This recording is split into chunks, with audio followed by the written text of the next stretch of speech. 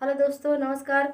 अपने YouTube channel में आप सभी का स्वागत करती हूँ। दोस्तों, आज आप लोगों के सामने बहुत ही प्यारा चुटकुला नाच गीत लेकर आई हूँ। पसंद आए तो लाइक शेयर सब्सक्राइब जरूर करना और कमेंट बॉक्स में बताना हमारा गाना कैसा लगा। वीडियो को फुल वॉच करें और चैनल पर नए तो सब्सक्राइब जरूर कर लेना ताकि हमारा हर एक वीडियो पहुँच सके और वीडियो का आनंद ले सके। धन्यवाद। ठाड़ी रहे अपने दुआरिया के वट लैके आए माछरिया। ठाड़ी रहे अपने दुआरिया के वट लैके आए माछरिया। ठाड़ी रहे अपने दुआरिया के वट लैके आए माछरिया। सास नहीं बोलै ससुर नहीं बोलै, सासु नहीं बोलै ससुर नहीं बोलै। सैया गए फौजी नौकरिया के करे बिना ले मछरिया। सैया गए फौजी नौकरिया के करे बिना ले मछरिया।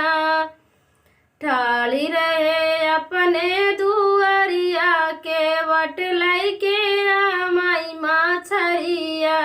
ठाड़ी रहे अपने दुआरिया के वट लैके आमाई मछरिया। जेठ नहीं बोलै जेठान नहीं बोलै, जेठ नहीं बोलै जेठान नहीं बोलै। सैया गए फौजी नौकरिया के करे बिना ले मछरिया। सैया गए फौजी नौकरिया के करे बिना ले मछरिया। ठाड़ी रहे अपने दुआरिया के वट लैके आमाई मछरिया।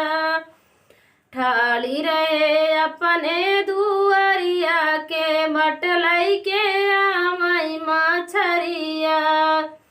देवर नहीं बोलै देवरान नहीं बोलै, देवर नहीं बोलै देवरान नहीं बोलै। सैया गए फौजी नौकरिया के करे बिना ले मछरिया।